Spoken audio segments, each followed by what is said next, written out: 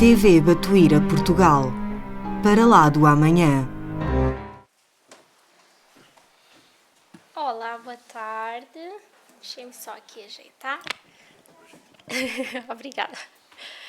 Então, hoje vamos falar sobre a aprendizagem do amor.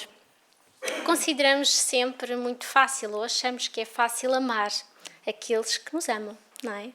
Mas, quando falamos naqueles que não gostamos tanto, aqueles que nos prejudicam, o nariz já torce um bocadinho. E mesmo aqueles que nós amamos porque nos amam, mesmo assim, esse ainda não é o verdadeiro amor. Porque o verdadeiro amor, como Jesus nos ensinou, é abnegado, é dedicado, é paciente e esse eu acho que ainda nos falta um bocadinho até chegar. Mas nós queremos muito aprender sobre este amor e por isso é que estamos aqui. Embora não sabendo, estamos aqui para aprender um bocadinho sobre ele. Nós temos muita dificuldade em conviver, sobretudo com aqueles que não são nossos afins. Não sabemos perdoar, não temos às vezes a confiança necessária, não somos solidários, não conseguimos repartir e é essas lições que temos que aprender agora com urgência, enquanto o planeta está em fase de transição. Embora urgente, a espiritualidade também nos vem dizer: calma, não queiras passar de aprendiz a mestre num passe de mágica, porque isso não vai acontecer. Portanto, o objetivo desta tarde é nós estudarmos um bocadinho sobre esta lei, para assim depois a seguir conseguirmos fazer a aplicação dela no nosso dia-a-dia. Começando pelo Evangelho, como sempre, e não podíamos escapar à lei de amor, o ponto 9, temos Fenelon, que nos vem dizer uma definição de amor, que é que ele conseguiu para que nós compreendêssemos minimamente o que é este amor que Jesus nos trouxe. O amor é a essência divina e do primeiro ao último de vós, todos possuís do fundo do coração a centelha desse fogo sagrado. É um facto que pudestes constatar muitas vezes. O homem mais abjeto, mais vil, mais criminoso, tem por um ser ou por um objeto qualquer uma afeição viva e ardente, à prova de tudo o que tente diminuí-la e alcançando muitas vezes proporções sublimes. E pensem naquela pessoa aparentemente desprovida de qualquer amor, que nós dizemos: epá, é mesmo ruim. Até essa terá esta semente do amor. Os mais rebeldes e os mais cheios de vícios deverão transformar-se quando virem os benefícios produzidos por esta prática. Não faceis aos outros o que não quereis que vos seja feito, mas ao contrário, fazei a eles todo o bem que está a vosso alcance. Não acrediteis na dureza e na insensibilidade do coração humano.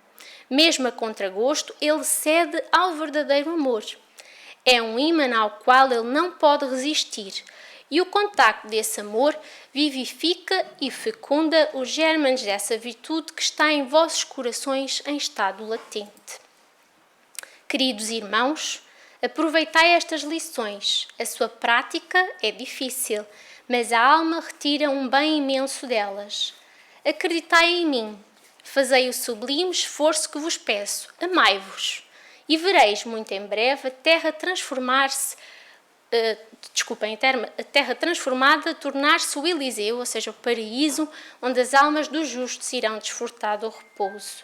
Portanto, o amor é uma força que transforma o destino, como o nosso Chico nos dizia. E não podemos esquecer que as filhas deste amor, as virtudes, são, como também o Evangelho nos disse, é a caridade, é a humildade, é a paciência, o devotamento, a abnegação, a resignação e o sacrifício. Portanto, se formos avaliar o nosso amor para com os outros, em algum destes pontinhos, alguma destas filhas, se calhar, está mais mirradinha. Trouxe-vos este livro, Sem Medo de Ser Feliz, de José Luca, em que ele vai fazer uma indagação que é: você se ama? Porque não podemos falar de aprender amor se não falarmos do auto-amor. O amor é o mais sublime dos sentimentos. Ele é o maior e o melhor combustível que dispomos para nos conduzir pelas estradas da vida. Sem ele não se vai muito longe, mas com ele os nossos horizontes alargam-se indefinitivamente. A razão de tanto sofrimento no planeta ainda se dá pela ausência de amor, pela ignorância das leis. As pessoas falam muito de amor, mas pouquíssimas se amam efetivamente.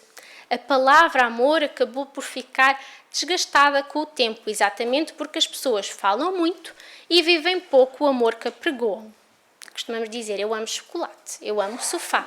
Não é esse amor de todo que estamos a falar.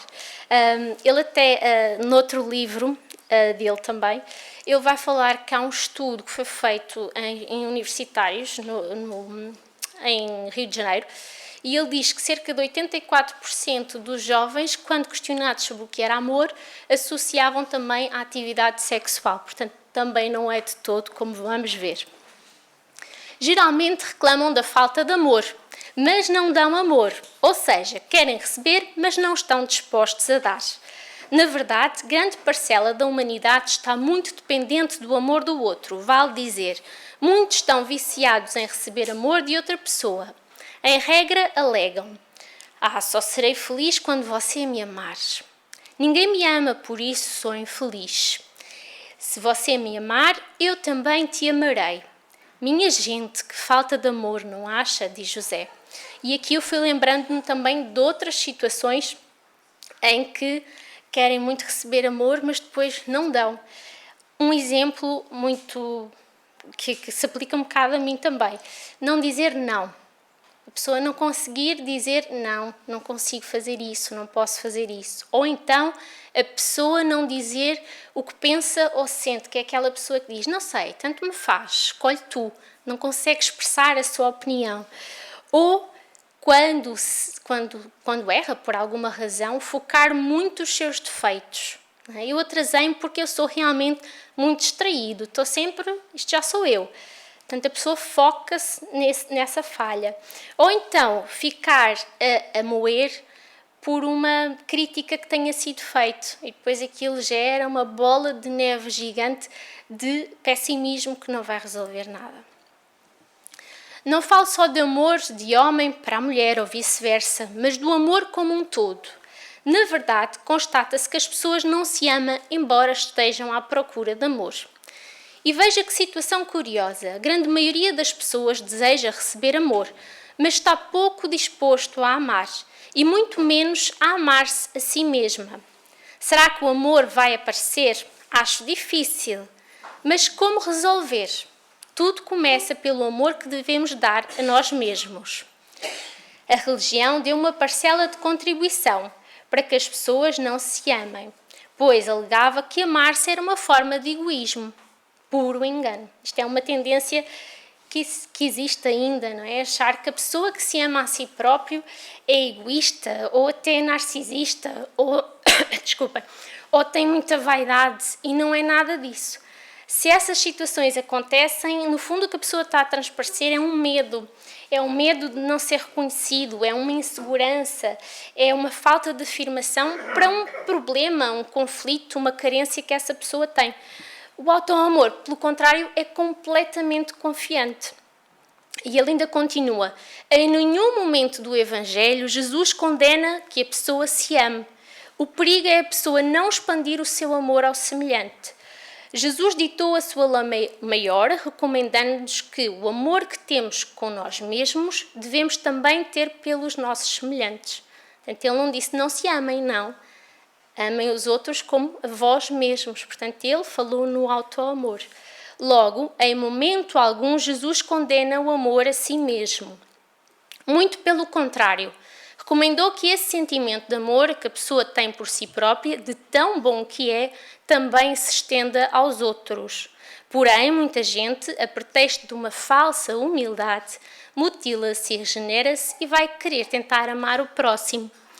A pessoa não se aceita, acha-se repleta de defeitos, mas não tem cuidado com o seu corpo físico, mas está loucamente a tentar amar alguém, porém odiando-se a si própria.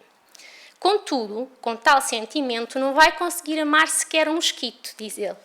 Se nem os seus defeitos a pessoa consegue aguentar, que dirá as imperfeições dos outros? E quando esse alguém que não se ama inicia um relacionamento amoroso, provavelmente do outro lado da linha acha-se alguém que também não se ama e está procurando alguém para amar. Melhor, tentar amar. E aí o relacionamento torna-se muito curioso. Um cobra do outro mais amor, atenção e carinho, exatamente porque ambos querem receber, mas não estão dispostos a dar. O relacionamento conjugal não se torna produtivo, abastecedor, revigorante. Ao contrário, tudo conspira para uma vida conjugal asfixiante. A pessoa não se ama, busca no outro amor que ela mesma não se dá. E ele fez este contexto todo para depois contar uma história dele. Ele diz que ele visita vários centros espíritas, como vocês vão de imaginar, e vai identificando muitos carrancudos, muitos rancorosos, muitos melindrados, e ele vai encontrar uma pessoa dessas. Todos desejosos de ajudar o próximo, a pretexto de um amor que nem sequer consegue externar para si mesmo. No outro dia, então, visitando um centro espírita, encontrei um trabalhador tão sisudo e carrancudo que não aguentei e fiz-lhe a seguinte indagação. Você ama-se? Foi logo assim, de caras. Ele ficou embaraçado, mas realmente foi a pergunta certa. Com a pergunta, mas pouco a pouco foi-me dizendo que se achava com tantos defeitos que não era digno de ser amado nem por ele, nem por Deus. Revelou que não suportava a sua própria pessoa, que era muito egoísta, vivia irritado e já manifestava então alguma tendência para o alcoolismo. E despencou então em choro, sem parar. Portanto, a pergunta foi no momento certo para a pessoa conseguir desabafar. Mesmo assim, mesmo nesta situação, ainda nutrindo tanto ódio por si mesmo, aquele irmão queria ajudar alguém. Pretendia exercitar então o amor recomendado por Jesus. Pena que ainda não tenha percebido que a lição deveria começar com ele mesmo. Será que ele teve então sucesso nesta tentativa? E a resposta dele, do autor, é dificilmente. Uma vez que era incapaz de aceitar os seus próprios erros, as suas próprias limitações. Como pretender amar os outros? Se ele não se aceita, não aceitará os irmãos que sequer conhece. Se ele não se perdoa, não terá condições de perdoar os outros. Se ele que se conhece não se ajuda, provavelmente não terá condições de auxiliar aquele a quem nunca viu. Tenhamos o cuidado de não sermos cegos guiando cegos, como advertiu Jesus. E ele vai continuar até que vai fazer a pergunta exatamente que fez o Senhor ao leitor. Se cada um das pessoas que estava a ler o texto se ama realmente. E como a pergunta, se calhar, nunca refletimos muito sobre ela, ele vai dar algumas dicas. Em primeiro lugar, veja se você se conhece. Sabe quem você é? Sem o autoconhecimento é impossível amar-se, porque ninguém ama quem não conhece, nem se o desconhecido for você mesmo. Descubra-se, não seja um desconhecido para você mesmo. Faça uma meditação diária, reservando-se ao menos 5 minutos do seu dia para essa grande viagem interior. Um dia tem 1440 minutos. O que é que são 5 minutos neste grande trabalho interior? Em segundo lugar, descobrindo-se quem é, aceite-se como é. Medite, sem culpa. Não se vá ferir. Nessa descoberta você encontrará alguém que talvez não conhecia. Talvez com defeitos que você mesmo não admita e nem suporte. Mas não importa. Aceite-se. Você é um espírito em evolução. Você ainda não é perfeito e está muito distante da perfeição relativa a que todos nós estamos fadados. Se você fosse perfeito, não teria então reencarnado no planeta Terra. E eu comecei a pensar, bem, quando é que eu fiz este exercício dos 5 minutos? Conhecer quem é e depois aceitar-me. E fiquei espantada, não sei se vocês têm o hábito, mas nitidamente eu não tenho, porque foi na última entrevista de trabalho que eu tive. Geralmente nas entrevistas de trabalho perguntam-nos qual é o seu maior defeito, qual é a sua maior qualidade, qual é o seu maior vício. E acho que só foi nessa altura, por estranho que pareça. Então, Como estamos a perceber, não conseguimos aprender nada sobre o amor se nós não olharmos para nós primeiro. E este acho que é um exercício realmente muito interessante. Admita os seus erros e as suas limitações, e assim estará habilitada a compreender os erros dos outros. Então, sem medo e sem preconceito, aceite-se, mas não se acomode com aquilo que você é. Melhore-se a cada dia. Seja a cada novo dia melhor do que você foi no dia anterior. Aliás, você está aqui exatamente para crescer, para evoluir. Portanto, estudar, trabalhar, casar, ter filhos, divertir-se, são apenas situações estimuladoras do seu crescimento. Como Santo Agostinho também nos recomendava, fazer o exame de consciência ao final do dia, fazer a revisão a tudo o que fizemos e perceber se falhamos ou não, se até acertamos, para perceber o que é que temos que corrigir ou o que é que temos que acertar novamente, não é? Quem fica parado é poste, dizia então a sabedoria popular. Quando o indivíduo deixa de trabalhar interiormente, cresce como espírito, o sofrimento logo aparece. É curioso ver como o sofrimento impulsiona o nosso progresso espiritual, não é mesmo? Então, caro amigo, não espere por ele. Trabalhe-se interiormente e melhore-se pouco a cada dia. Quanto mais crescer por esforço próprio, menos precisará da companhia então do sofrimento. Que maravilha, não é? Agora, conhecendo-se, aceite-se e melhorando-se, você estará em condições de se amar. Agora, este agora aqui vem antecedido dele pedir à pessoa para parar, ir ao espelho, ficar a olhar para ela própria e analisar profundamente aquela pessoa que ali está. Mas ele pede para levar o livro e diz: agora pense que você é muito especial, pois ninguém na face da terra é igual a você. Deus criou-o num único momento, tocado do mais perfeito e sublime amor. Não existe em todo o universo alguém igual a você.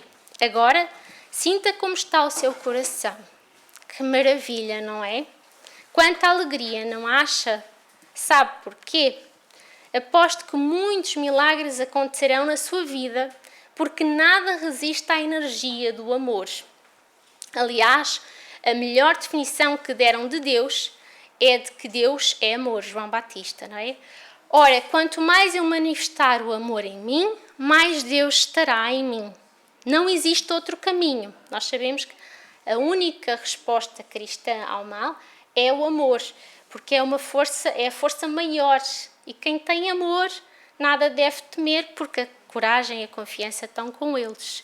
Agora, finalmente, meu amigo, você está habilitado a amar os outros, nossos irmãos.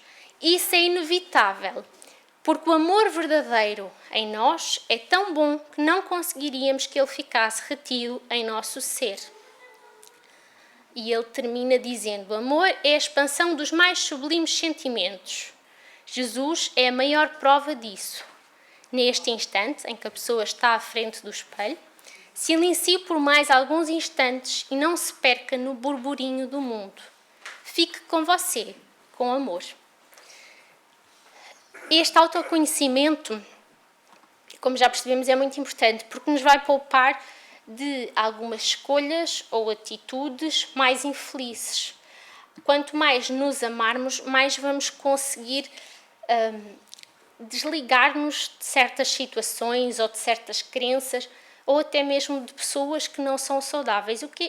Isto do desligar não é deixar de conviver, mas é reagir de outra maneira àquelas pessoas e situações. No fundo, é como Chico nos dizia, não se sentir ofendido. Mesmo com a ofensa, não se sentir dessa maneira. Portanto, o auto-amor é um instrumento de equilíbrio íntimo brutal, que nos trabalha intelectualmente, moralmente, emocionalmente e espiritualmente. Amadurece-nos, engrandece os nossos projetos de vida que tivermos e, consequentemente, isso também vai afetar a nossa família, a nossa sociedade, o nosso país e planeta. Evita também vícios e abusos que possamos ter ainda a tendência de reencarnações passadas. Também nos protege, como já falámos, do negativismo, porque passamos a encarar as pessoas de forma positiva, as pessoas e as situações. Portanto, não nos sentimos ofendidos ou melindrados por uma situação mais negativa. E também vai sublimar todos os nossos princípios e valores. Por isso, porque não investirmos em nós, não é? 5 minutos do dia, pelo menos.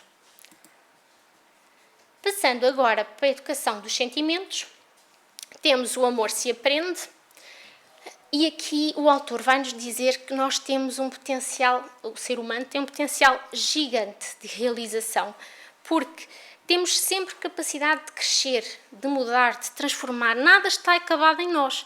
E sabemos sempre que vai tudo aprimorar, vai tudo melhorar, vai tudo se aperfeiçoar. E como é que podemos fazê-lo? Ele dá-nos 3 dicas, então, para aprender a amar. Primeira, mova-se para o amor. Primeiro ponto é estabelecermos uma diretriz na nossa vida e trabalharmos nessa direção.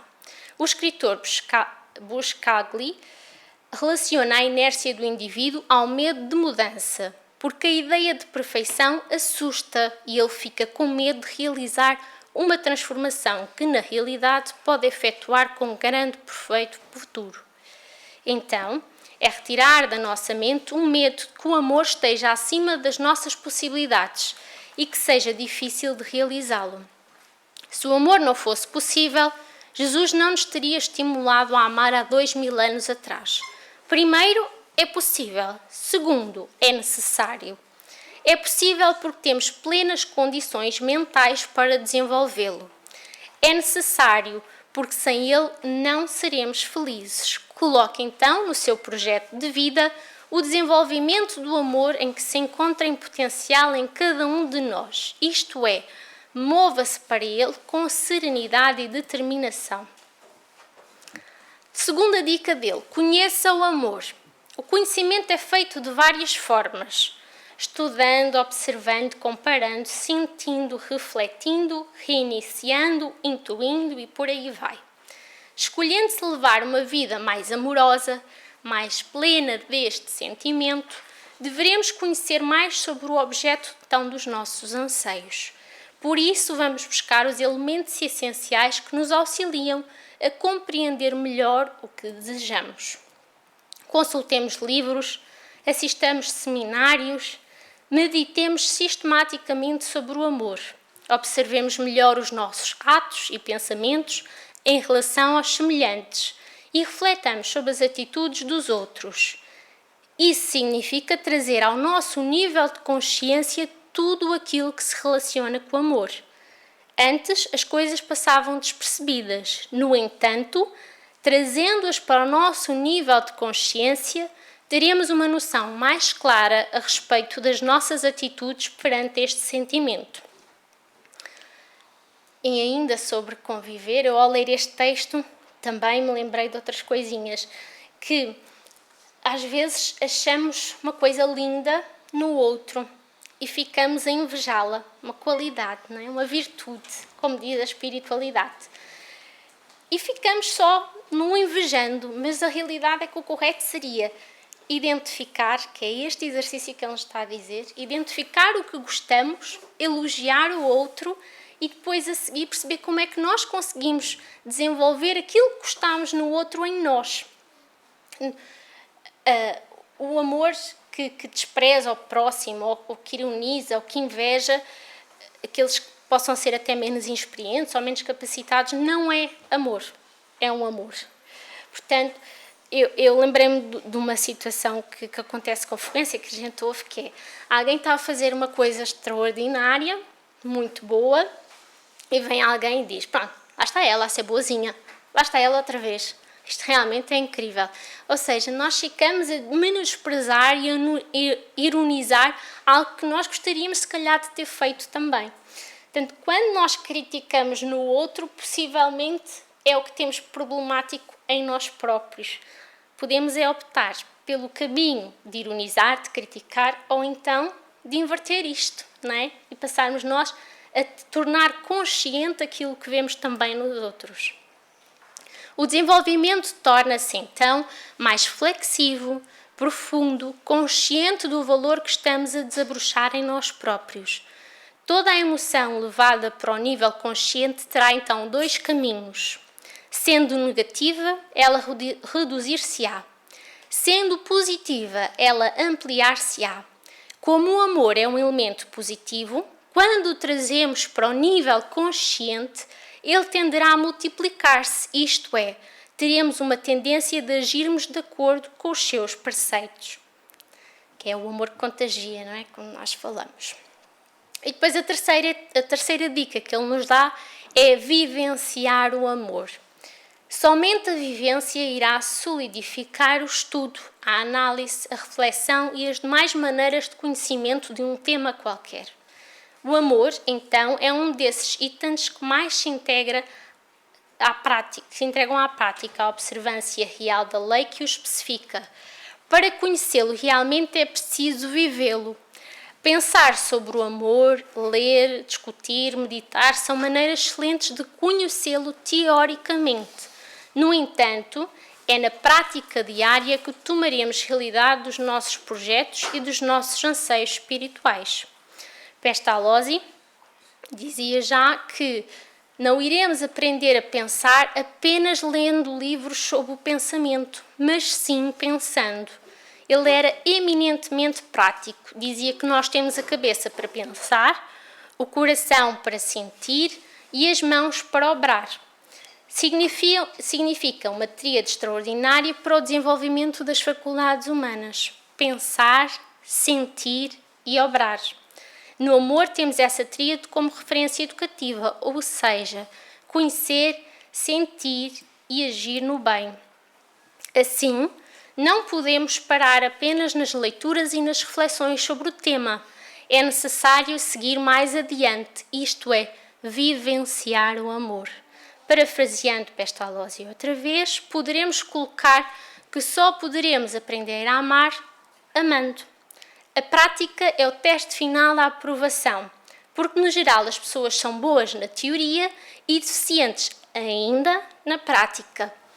Aprendemos intelectualmente sobre o amor, mas ficamos geralmente por aí. Logo, sem a prática, não seremos aprovados no grande teste da vida, que é amar. Acorde a pensar nessa virtude.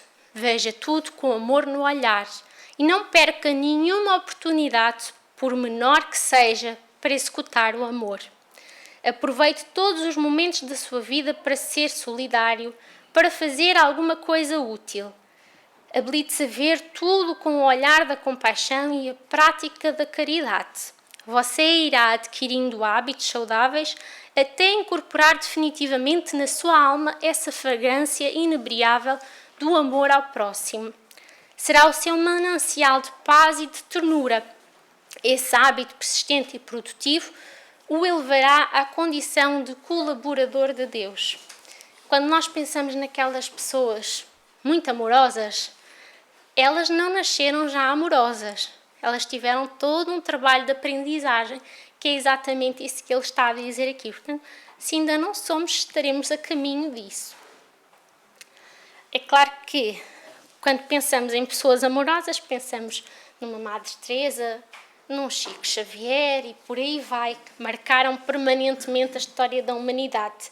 E nós não temos, se calhar, nem um terço da estrutura moral ou da coragem que eles tiveram, da abnegação que eles tiveram, mas cada um de nós consegue marcar a sua presença no seu círculo, seja a família, seja a sociedade, seja o local de trabalho, se e só simplesmente se dedicar a amar o próximo. Portanto, fiquemos com as 3 notas, que é mover-se para o amor, é conhecer o amor e é vivenciar o amor.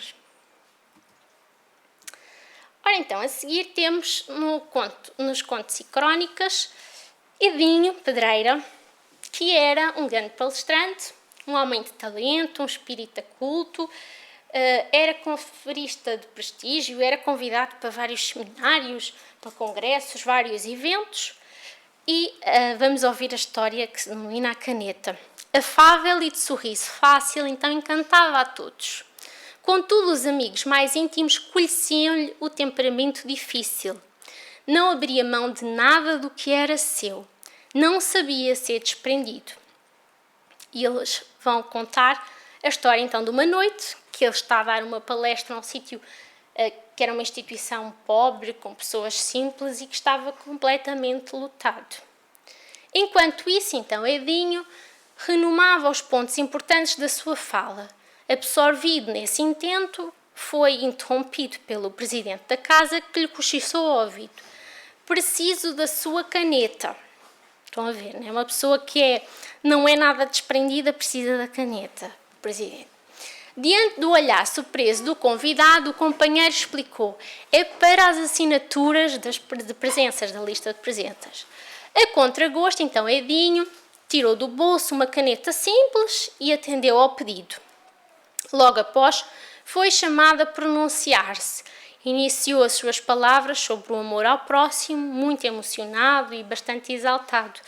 Falou nas lições de Jesus, no devotamento dos apóstolos, lembrou os mártires o martírio, aliás, dos primeiros cristãos, e depois voltou, peregrinou, através do tempo, relevando a abnegação dos missionários do bem, e por fim trouxe então o egoísmo como contraponto do amor.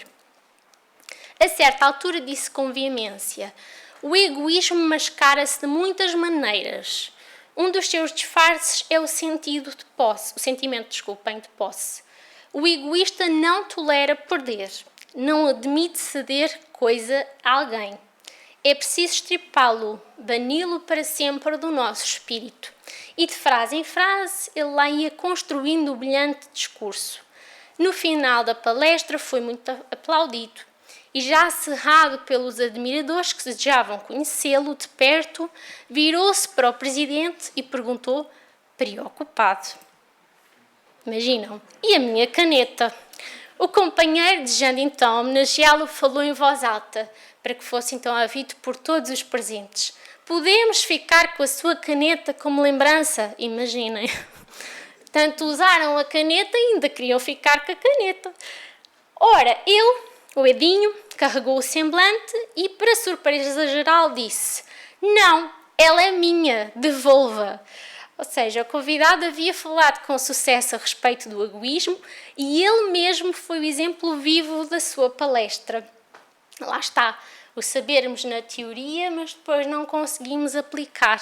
É o passo ainda que nos falta dar.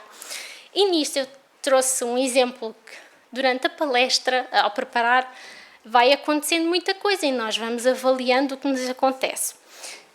Então, no IC19, que o IC19 é um espaço extraordinário para nós, porque temos muito tempo no trânsito, então conseguimos pensar em muita coisa. Mas neste caso, o pensamento foi pouco, foi mais à asneira. Estávamos no trânsito e eu estava a conduzir na faixa da esquerda e a certa altura uma pessoa começa a fazer sinais de luzes para tentar ultrapassar, queria que eu me desviasse. Eu também não me comportei bem, não me desviei. Asneira número 1. Asneira número 2, essa pessoa decide ultrapassar e pronto, faz umas manobras assim um bocadinho perigosas que podia pôr em risco aquelas pessoas que lá estavam. Asneira número 3, a Bárbara começa, não sei se vocês já sentiram, mas é aquele fervilhar que começa na barriga e aquilo começa a dar assim uma energia que a gente começa logo a perceber: ai meu Deus, é agora, é agora que eu me vou apertar muito mal. Mas depois veio a espiritualidade certamente e disse: Bárbara, por amor de Deus, tu vais falar sobre a lei do amor, tu contente. E fiquei só por aí. Mas isto para dizer que nós ainda pensamos, mas eu acho que já temos muito conhecimento para pelo menos conseguir travar, conseguir não ir mais à frente. O próximo passo a seguir vai ser simplesmente ter calma, ser tranquila, ser serena e respeitar o outro e tentar desviar-se minimamente. Mas a coisa não correu muito bem e eu pensei nesta mesma história, a história da caneta. Bárbara, ele ficou chateado e não quis dar a caneta, não vamos ser assim. Então a coisa ficou. Agora, indo para o nosso lar, temos no capítulo 16 André Luís. Para quem for novo aqui na casa ou no Espiritismo, este é um bom livro para se iniciar, em que André Luís vai-nos explicar um bocadinho, vai descrever esta colónia espiritual, o nosso lar, que é para onde ele vai após o desencarne e após umas situações que eu não vou estar aqui a dizer, senão perde a piada do livro, mas a certa altura ele é visitado pela sua mãe e vai questionar à mãe onde é que ela mora. "Oh, minha mãe", exclamei comovido, "deve ser maravilhosa a esfera da sua habitação. Que sublimes contemplações espirituais, que ventura!" Ela esboçou um sorriso significativo e contrapôs: "A esfera elevada, meu filho, requer sempre mais trabalho, maior abnegação. Não suponhas que a tua mãe permaneça em visões beatíficas e a distância de deveres justos. Devo fazer-te sentir, no entanto, que as minhas palavras não representam qualquer nota de tristeza na situação em que me encontro." Ela diz: "Atenção, eu não estou lá sentada na nuvem a tocar harpa, nem pensar. É antes revelação de responsabilidade necessária." Portanto, se ele achou que ia ficar tranquilo, olhar para a paisagem no planeta onde ela se encontra, não foi isso que ela veio dizer. "Desde que voltei da Terra, tenho trabalhado imensamente pela nossa renovação espiritual. Muitas entidades desencarnando permanecem agarradas ao lar terrestre a pretexto de muito amarem os que demoram no mundo carnal. Ensinaram-me aqui, todavia, que o verdadeiro amor, para transbordar em benefícios, precisa sempre de trabalho. Sempre. Portanto, o amor dá trabalho. Começa no trabalho interior, como nós já falámos, a reforma íntima, que se fala muito aqui, e depois o trabalho também nas várias situações que nós vamos tendo ao longo do dia. O ciúme, o sentimento de posse, aqui no caso destes desencarnados que aqui se fala, que ficam agarrados ao lar terrestre, o acharmos que somos donos daquela pessoa, daquele sentimento, daquela situação, também não é amor, porque nós devemos aprender que o amor em relação ao outro é ver a outra pessoa feliz. Nós não temos que participar, nós não temos que fazer, nós não temos que atuar de alguma maneira, ou estar perto, ou jantar, ou o que quer que seja, para que a outra pessoa esteja feliz. Isso é que é o verdadeiro amor, não o sentimento de posse. Então, agora, trago aqui um vídeo que eu pus no sítio errado, mas vamos lá, e já lá voltamos. Não tem som, João? Não tem. Vamos ver se eu consigo pôr. Que é quem já teve irmão já sabe que a relação não é fácil. Às vezes são afins, outras vezes não são afins. Então aqui temos duas gêmeas que estão sempre a puxar o cabelo uma à outra, até que chega o Natal e o que é que a mãe pensa? Eu vou resolver, porque uma puxou, a seguir a outra puxou. Então a mãe resolveu. Pronto, não há cabelo para ninguém. Se vocês repararem, o que era uma agressão depois até passou a ser um carinho, porque elas acharam piada ali ao cabelo uma da outra. Pronto.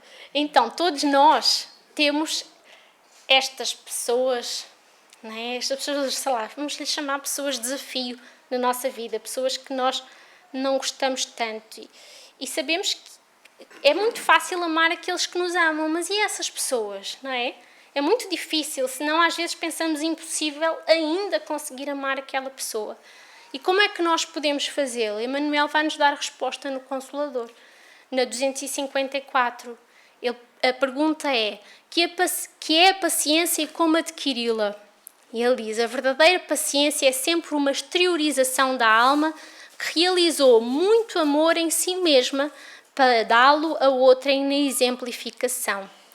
Esse amor é a expressão fraternal que considera todas as criaturas como irmão, em quaisquer circunstâncias, sem desdenhar a energia para esclarecer em compreensão quando se torna indispensável.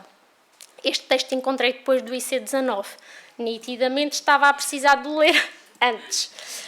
Para levarmos a efeito uma edificação tão sublime, necessitamos começar pela disciplina de nós mesmos e pela continência dos nossos impulsos. Isso é 19, não é? Considerando a liberdade no mundo interior, de onde o homem deve denominar as correntes de sua vida. O adágio popular, considera que o hábito faz a segunda natureza e nós devemos aprender que a disciplina antecede a espontaneidade, dentro da qual pode a alma atingir mais facilmente o então desejo da redenção. Emmanuel explica-nos então claramente que o autoamor e a disciplina são essenciais para nós conseguirmos aprender a amar. Voltando a Contos e Crónicas, agora outro texto, que é Uns pelos Outros, temos Abílio, que é uma pessoa muito prestigiada, que tem uma grande cadeia de lojas, tem um nome sólido ali na região, era uma pessoa considerada correta, carinhosa, também era espírita desde berço, muito presente nos estudos do Evangelho, também no trabalho existencial. Ele inclusive nas suas empresas vai criar elementos de assistência como creches para os seus trabalhadores, bolsas de estudo, restaurantes, espaços de lazer. Portanto, ele era realmente uma pessoa muito cuidada com os outros. Quando ele comparecia então às reuniões também dos funcionários, também ia percebendo aquilo que ele precisava de corrigir e de melhorar, e foi criando estas coisas todas. Até que a certa altura ele começa a encerrar as suas palestras com uma frase que lhe era muito característica, que era uns pelos outros. Somos uns pelos outros, dizia sobre aplauso geral. Contudo, quando um dos seus melhores administradores lhe comunicou a transferência para outra empresa, Abílio ficou enciumado. Irritou-se. Negou a carta de apresentação. A notícia chegou então a um amigo, companheiro das tarefas de assistência. O amigo argumentou com ênfase. Não entendo. Você é sempre solidário e de bom coração. Conhece o Evangelho e sabe que Jesus ensina que devemos fazer pelos outros o que gostaríamos que os outros fizessem por nós. Por que tanta dureza? O empresário, porém, dizia magoado, ele que se arranje, não move uma palha. E aí, quando nós somos duros, bem, a lei de causa e efeito a atuar. Anos depois, forte crise abateu sobre o ambiente empresarial. Abílio entrou em dificuldades e precisou de socorro urgente. Procurou então renomada instituição financeira que lhe exigiu ser apresentado um fiador de confiança. Na situação em que se encontrava, não conseguiu. Desanimado, já esperava o pior quando recebeu correspondência a informar a confirmação do empréstimo. Soube depois que o ex-empregado, a quem não dera ajuda, a quem não moveu uma palha, fizera a apresentação. Quando se encontraram, o empresário então comentou envergonhado. Você deu-me o que lhe neguei. Por quê? E a resposta é simplesmente maravilhosa. O antigo funcionário, agora graduado diretor da instituição financeira, sorriu e respondeu com amabilidade. O senhor ensinou-me que somos uns pelos outros. O exemplo de amor é uma força que cresce e contagia. Portanto, estamos aqui, mais uma vez, como foi dito no Consolador, a ser colaboradores de Deus quando assim atuamos. Agora temos outra também muito engraçada, no Evangelho de Chico, em que não temos em Pedro Leopoldo, porque fui pensando ali na situação das gêmeas, mas podia também ser uma situação de marido e mulher, como é o caso aqui. Em Pedro Leopoldo fomos procurados por uma senhora sofredora que era casada havia 18 anos. Tinha lições difíceis para dar. O seu esposo e os seus filhos eram complicados. Era obrigada a pensar em perdão, em bondade e em compaixão muitas vezes por dia. Ela pedia então a Emmanuel uma orientação. Ele respondeu que ela devia continuar a perdoar sempre. Ora, imaginem, a senhora vai lá à espera de uma solução milagrosa. Emmanuel, por amor de Deus, o meu marido e os meus filhos são complicadíssimos. Já estou farta. E ele diz, continua, perdoa sempre. Ela replicou então que já estava cansada, doente, ao que o nosso benfeitor voltou a dizer, lembrando que existem milhões de pessoas no mundo cansadas e doentes também. Emmanuel não estava a facilitar ali na dica. Então, recordou o que Jesus disse a Pedro, perdoarás 70 vezes 7. E aquela irmã respondeu então, Olha, meu caro amigo, eu já fiz as contas e eu já ultrapassei em 18 anos o número 490. Portanto, ela ia lá com as notas todas da quantidade de vezes que perdoou. E depois de uma breve pausa, Manuel falou, enfim, e foi uma pausa certamente para não dar outra resposta pior. Mas você esqueceu-se de uma coisa, é que perdoar 70 vezes 7 cada ofensa. Portanto, as contas dela estavam completamente erradas. Ou seja, os 490, os 70 vezes 7, é sempre simbólico, porque nós sabemos que o amor é constante e incondicional, como Cristo nos ensinou. E só assim nós conseguimos ir caminhando, não é? Podemos esquecer que estamos todos na mesma face, estamos todos, uns no degrau um bocadinho mais acima, outros mais abaixo, mas temos todos que ter paciência uns com os outros. Portanto, já sabem, 490 cada ofensa. É agora que vamos ganhar uma paciência daquela. Pronto, agora por fim, temos Jesus no lar, o capítulo Talismã Divino. Entabularam os familiares interessante palestra acerca das faculdades sublimes que o mestre dava testemunho amplo, curando loucos e cegos, quando Isabel, a zelosa genitora de João e Tiago, indagou sem preâmbulos: Senhor, terás contigo algum talismã cuja virtude possamos desfrutar? Algum objeto mágico que nos possa favorecer? E ele, risonho, acaba por dizer: realmente conheço um talismã de maravilhoso poder. Usando-lhe os milagrosos recursos, é possível iniciar a aquisição de todos os dons do nosso Pai. Oferece a descoberta dos tesouros do amor que resplandecem ao redor de nós, sem que lhe vejamos de pronto a grandeza. Descortina o entendimento, onde a desarmonia castiga os corações. Abre as portas às revelações da arte e da ciência, estende possibilidades de luminosa comunhão com as fontes divinas da vida. Desculpem, deixem-me só beber mais um bocadinho de água. Convida à bênção da meditação nas coisas sagradas. Reata relações de companheiros em discordância. Este talismã é maravilhoso. Descerra passagens de luz aos espíritos que se demoram nas sombras. Permite abençoadas sementeiras de alegria. Reveste-se de 1000 oportunidades de paz com todos. Indica vasta rede de trilhos para o trabalho salutar. Revela 1000 modos de enriquecer a vida que vivemos. Facilita o acesso da alma ao pensamento dos grandes mestres.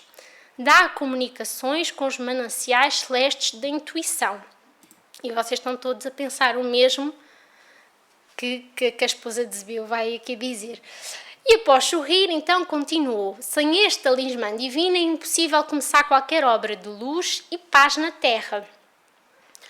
Os olhos então dos ouvintes permutavam expressões de assombro, quando então a esposa de Zebedeu inquiriu espantada: Mestre, onde podemos então adquirir semelhante bênção? Diz-nos, precisamos desse acumulador de felicidade.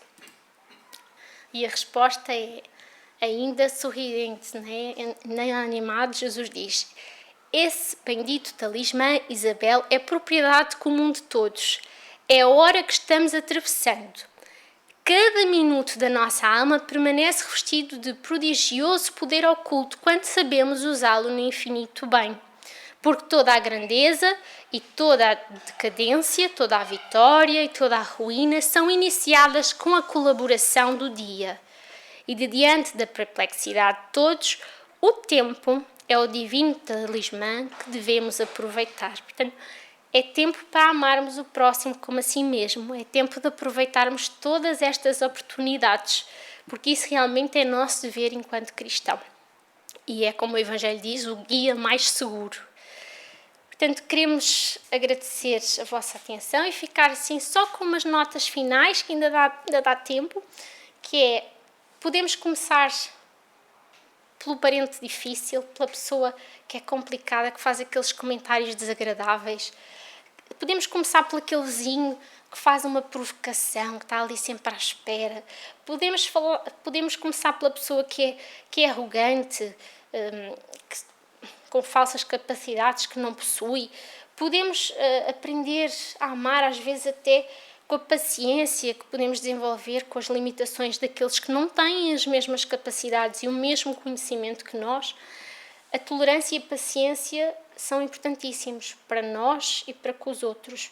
Só que amar, como já percebemos, requer coragem, mas estamos todos a tempo de nos abnegarmos, de corrigirmos, esquecermos o nosso orgulho, a nossa vaidade e começar pouco a pouco a trabalhar para aprender. Como já vimos, primeiro do que tudo não é a espontaneidade, mas sim a disciplina. Não há verdadeiramente um dia na nossa vida onde não surja uma oportunidade para nós aprendermos a amar. Isso é incrível, é o talismã que Jesus nos falou. Por fim, lembremos-nos que os efeitos desta lei de amor são o nosso aperfeiçoamento, nosso e dos outros, e a felicidade que todos nós queremos. Muito obrigada e muita paz.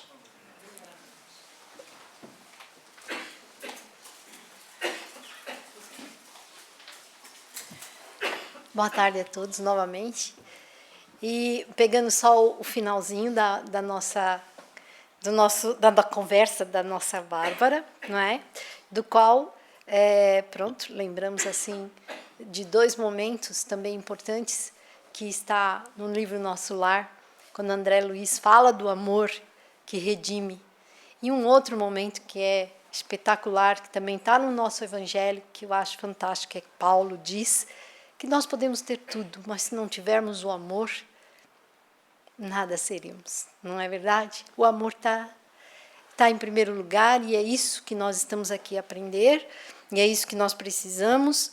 Hoje um dia muito especial na nossa casa, de muita alegria, porque hoje vai dar início, quase ali, chegando na evangelização. E é uma alegria a gente ver as crianças chegando na casa de Jesus e poder receber as sementes do seu evangelho, para que elas também aprendam a amar e progredir como espíritos eternos que são. E vamos então finalizar esse encontro desta tarde com a oração e vamos todos juntos,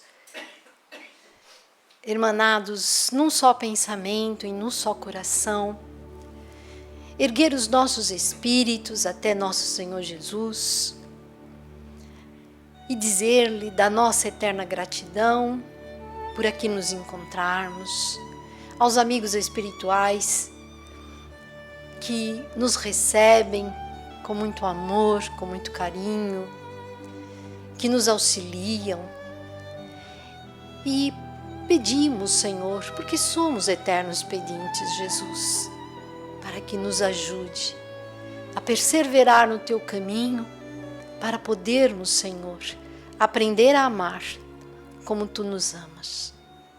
Senhor, agradecemos ainda pelas bênçãos que estão sendo derramadas sobre todos nós, encarnados e desencarnados, nesta hora, e que possamos, Jesus, levar conosco para nossos lares, para aqueles que nos esperam, para todos aqueles que caminham conosco, Senhor. E assim, a nossa eterna gratidão. Obrigada, Jesus, e sê conosco, hoje, agora e sempre. Que assim seja, graças a Deus. TV Batuíra Portugal. Para lá do amanhã.